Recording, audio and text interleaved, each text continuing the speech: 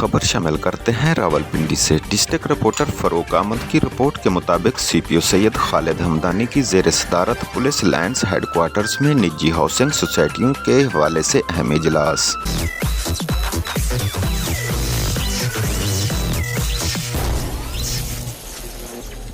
Sting test का झटका।